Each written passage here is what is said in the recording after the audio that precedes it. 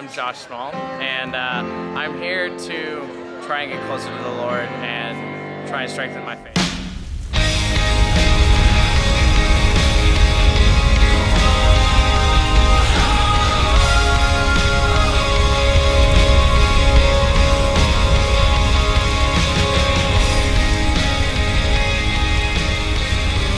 Stepping into the daylight, out of my darkness into... I'm totally envious. I'm like, I want that, you know? And even if I do get married, I still want to be completely in love with Jesus and have that same relationship with him where it's just like, it's all him, you know? You're just lost in him. And I would really want that. Stepping into the daylight. I really didn't go that faithful, and I was kind of struggling with my faith, so this Ignite Your Torch has really changed who I am and how I pray and how I do things. Stepping into the daylight. I can see that solid teaching on our faith, learning about Christ and His church, is conveyed thoroughly. But I also see that these young people had a great amount of fun. Stepping into the daylight. We're here because you know how people say we're young, we're Catholic, we're young people, we can't do much in the world. Well, I say what we're doing, what we're about to do right now, it's a very big step up. Stepping into the daylight, out of my darkness into light. I'm waking up with the sunrise. We are about to be witnesses in front of an abortion mill. It's actually very, very powerful, very, very touching. For them to see that and to realize that they are the generation, we are the generation that's got to make it stop. Somebody has to make it stop. While being confronted by the glory of God is a tremendous experience for anybody, it's also important to see really the terror of sin.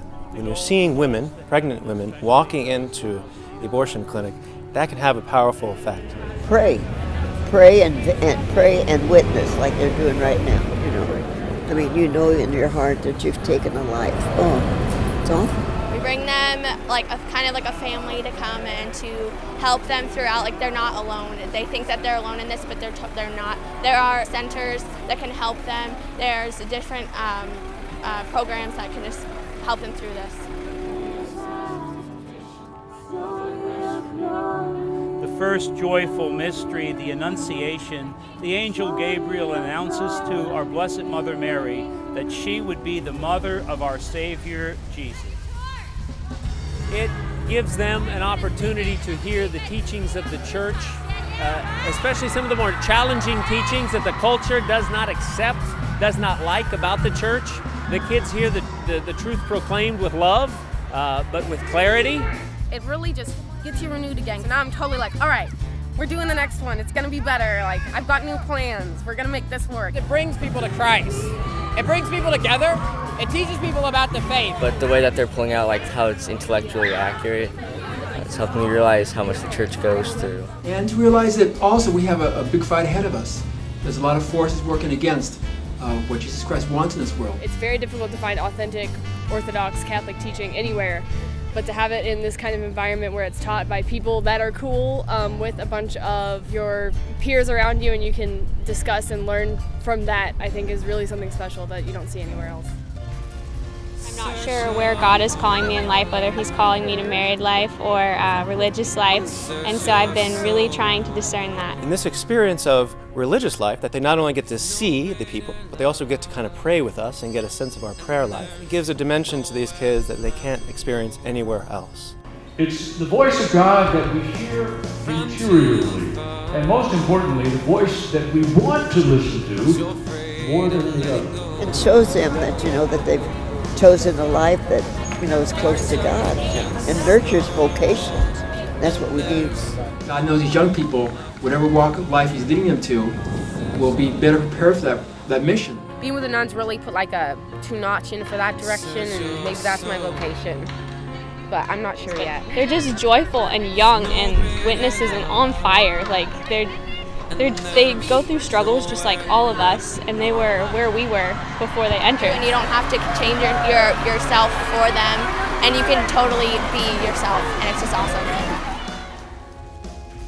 What a great great opportunity that is for young people to begin to uncover within their hearts Christ's calling to them, to truly experience the grace of Christ.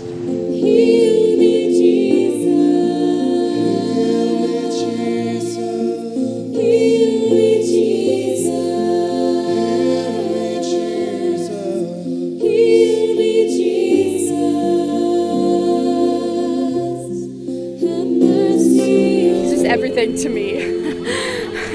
I can't explain it anymore. He's just amazing. Just being closer to God, living in a very secular society sometimes makes it difficult to remember what the important things actually are.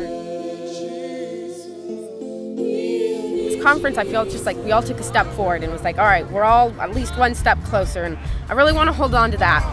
Seeing so many youth on fire, that's inspiring because you want to be in a community like that. I know I do. It's that holy hour. It's that experience with Christ. When he comes around individually, that's what I end up hearing. It's the Eucharist. It's the Eucharist.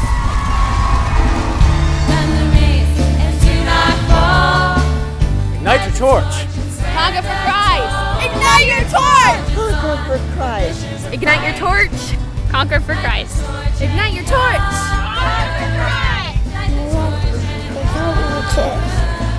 Conquer for Christ.